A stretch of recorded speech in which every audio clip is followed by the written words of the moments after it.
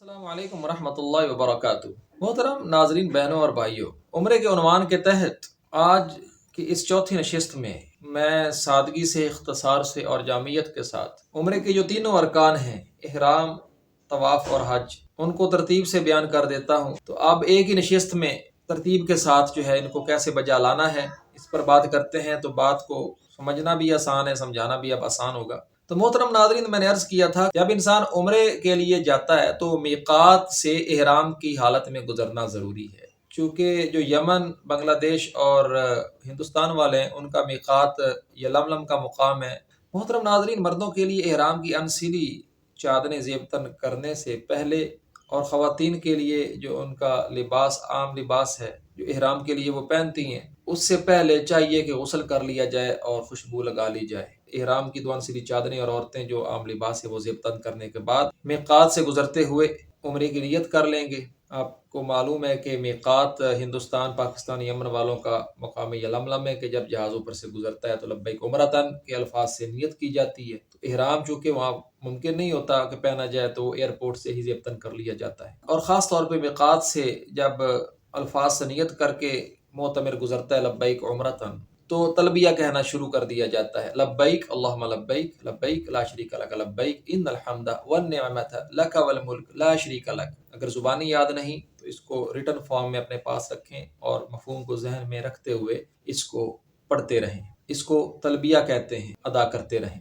اور جیسے ہی عمرہ کا طواف آپ شروع کریں گے، بیت الحرام میں خانہ کعبہ کی عمارت کا جو حجر اسود والا کونا ہے، اس سے ایک لائن کھینچی گئی ہے، حجر اسود کے پاس آپ پہنچ چکے ہیں یا اس لائن پر ہیں، تو وہاں آپ تلبیہ کہنا بند کر دیں گے اور اس کے بعد طواف کا آغاز کریں گے۔ مرد حضرات طواف کو شروع کرنے سے پہلے استباء کو اختیار کریں گے، یعنی وہ جو انسلی چادر ہے دائیں کندھے کے نیچے سے نکال کے اس کو بائیں کندھے پہ ڈالیں گے، دایاں کندھا ننگا کریں گے۔ تو یہ صرف عمرے کے طواف کے لیے ہے، عام اس کے علاوہ جو نفلی انسان طواف کرتا ہے اس کے لیے نہیں ہوتا، اور نہ ہی یہ حج کے طواف کے لیے ہوتا ہے، یہ صرف عمرے کے طواف کے لیے ہوتا ہے۔ کہ اگر مرد حضرات کو ایک دو چکروں کے بعد نماز کی ادائیگی کے لیے اقامت ہو جاتی ہے، جانا پڑتا ہے منقطع کر کے طواف کو، اور اس کے بعد وہیں سے آ کے دوبارہ شروع کرنا ہوتا ہے، تو وہ چادر جو کندھے سے نیچے سے گزار کر بائیں کندھے پر ڈالی تھی، اس کو نکال کے دوبارہ کندھے کے اوپر لپیٹ لینا چاہیے، کیونکہ ننگے کندھے کے ساتھ نماز نہیں ہوتی۔ کندھے کو کور کر کے نماز ادا کرنے کے بعد دوبارہ جب طواف شروع کریں گے، بقیہ چکر مکمل کرنے کے لیے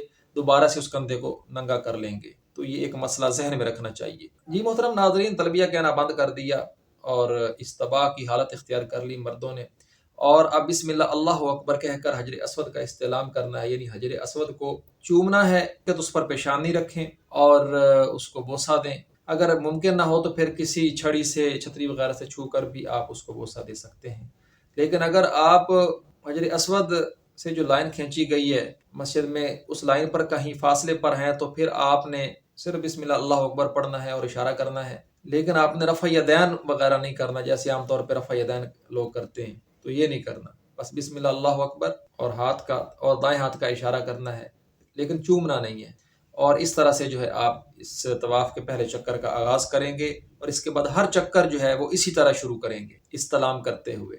جی ہاں، جیسے استباء مردوں کے لیے ہے، اسی طرح رمل بھی مردوں کے لیے ہے، عورتوں کے لیے نہیں ہے۔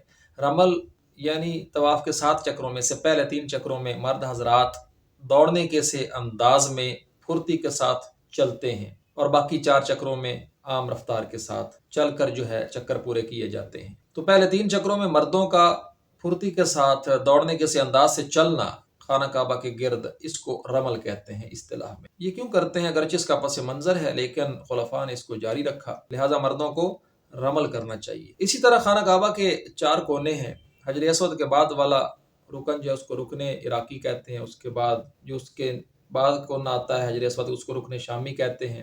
تو ان کے اوپر سے گزرنے کے بعد جب حجر اسود سے بالکل پہلے والا کونا رکن یمانی آتا ہے، کہ جو تو رکن یمانی کے پاس سے گزرتے ہوئے اگر ممکن ہو تو اس کو چھو کر گزرا جائے، مسنون ہے، اس کو چھونا ہے لیکن چھو کر بوسہ نہیں دینا۔ لیکن حجر اسود میں اگر چھونا ممکن نہیں تھا تو دور سے اشارہ کر دیتے تھے بسم اللہ اللہ اکبر کہہ کے، لیکن رکن یمانی کو اگر چھو نہیں سکے، ایک تو یہ کہ چھونا ہے لیکن چھو کر بوسہ نہیں دینا، دوسرا یہ کہ اگر چھو نہیں سکے ہاتھ سے یا کسی چیز سے، تو پھر اگر دور سے گزرے ہیں تو پھر اس کو اشارہ کرنے کی بھی ضرورت نہیں ہے، ایسے گزر جائیں۔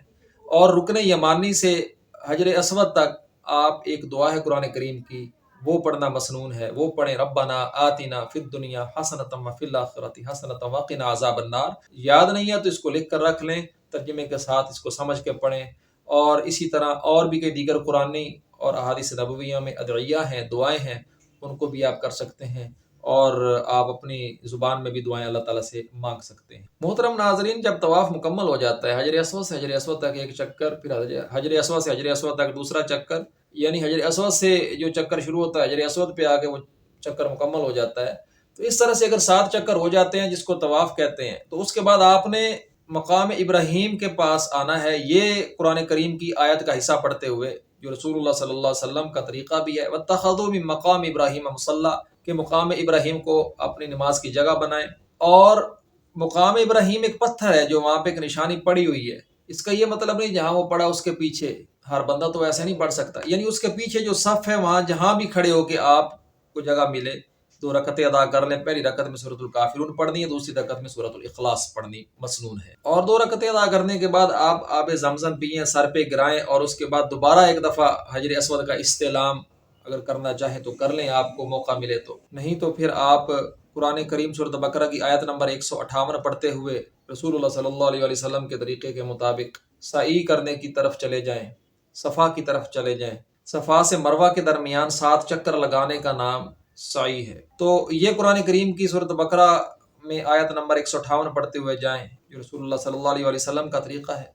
ان الصفا والمروۃ من شعائر اللہ فمن حج البیت او اعتمر فلا جناح علیہ ان یطوف بہما ومن تطوع خیرا فان اللہ شاکر علیم۔ اگر آپ کو زبانی یاد نہیں تو اس آیت کو کاغذ پہ لکھ کر ترجمے کے ساتھ سمجھ کر پڑھتے ہوئے جائیں صفا کی طرف سعی کے لیے۔ اور پھر یہ الفاظ بھی نبی علیہ الصلوۃ والسلام پڑھتے، ابدأ بما بدأ اللہ بہ، کہ ہم بھی ویسے شروع کریں گے جیسے اللہ نے قرآن میں صفا سے بات شروع کی ہے، یعنی صفا کا ذکر پہلے کیا ہے، تو چکر کا آغاز صفا سے شروع ہوگا۔ اس طرح آپ صفا کے مقام پہ چلے جائیں جو اس وقت ایک پہاڑی تھی۔ رسول اللہ صلی اللہ علیہ وسلم صفا کے مقام پہ کھڑے ہو کے قبلہ رخ ہو کے یہ کلمات پڑھتے، اس کے بعد دعائیں کیا کرتے۔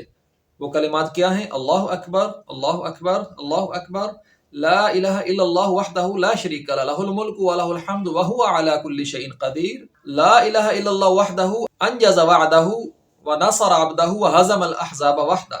تو ترجمے کے ساتھ لکھ کر اپنے پاس رکھ لیں، اگر آپ کو زبانی یاد نہیں دیکھ کر پڑھ لیں، اور اس کے بعد جو آپ دعائیں کرنا چاہیں وہ اللہ تبارک و تعالیٰ سے قبلہ رخ ہو کر دعائیں کریں۔ اور پھر صفا سے آغاز کر کے آپ مروہ کی طرف جائیں، اور صفا سے مروہ جاتے ہوئے درمیان میں حکومت نے جو ہے سبز روشنیوں سے جو ہے کچھ جگہ کو مارک کیا ہے، وہاں پر مرد حضرات جیسے عمرے میں رمل میں کیا تھا کہ دوڑنے والے انداز سے ذرا چستی کا مظاہرہ کرتے ہوئے وہاں سے جائیں گے، لیکن خواتین بوڑھوں کے لیے یہ بات نہیں ہے۔ اور اس طرح مروہ پہ جا کے مروہ پر بھی یہی کلمات پڑھے جائیں گے اور پھر دعا کی جائے گی۔ کون سے کلمات؟ جو صفحہ پہ پڑھے تھے، اللہ اکبر اللہ اکبر اللہ اکبر، لا الہ الا اللہ وحدہ لا شریک لہ لہ الملک ولہ الحمد وہو علی کل شیء قدیر، لا الہ الا اللہ وحدہ انجز وعدہ ونصر عبدہ وہزم الاحزاب وحدہ۔ نہیں زبانی یاد تو لکھے ہوئے اپنے پاس رکھ لیں۔ اس کے بعد قبلہ رخ ہو کے دعائیں کریں، اور پھر مروہ پر آپ کا چکر مکمل ہوا، مروہ سے واپس آپ صفا کی طرف آئیں،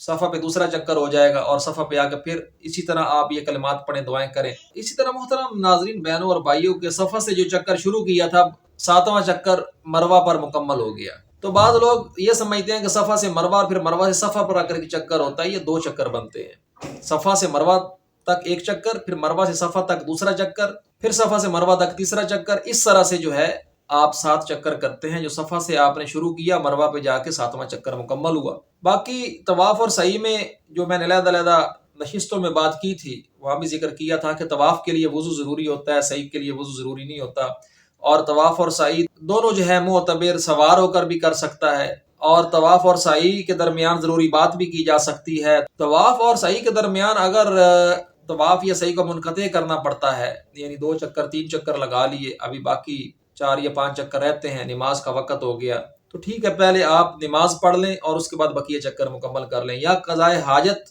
ہوئی تو پھر رفع حاجت کی جائے، اور اس کے بعد جو ہے طواف ہے تو وضو کر کے باقی طواف کے چکر پورے کیے جائیں، اور 2 رکعتیں پڑھی جائیں، اور اگر صحیح ہے تو صحیح کے بقیہ جو چکر ہیں وہ مکمل کیے جائیں۔ تو اس طرح حالت احرام میں طواف اور سعی کو بجا لایا جاتا ہے۔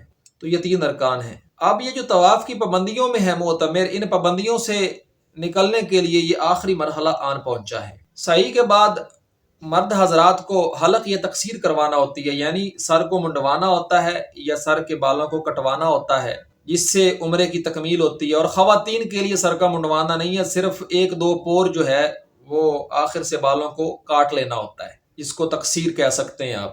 اور محترم ناظرین بہنوں اور بھائیوں، یہاں پر آ کر آپ کا عمرہ مکمل ہو جاتا ہے۔ اب حالت احرام سے نکل چکے ہیں۔ اب مرد حضرات عام لباس پہن سکتے ہیں۔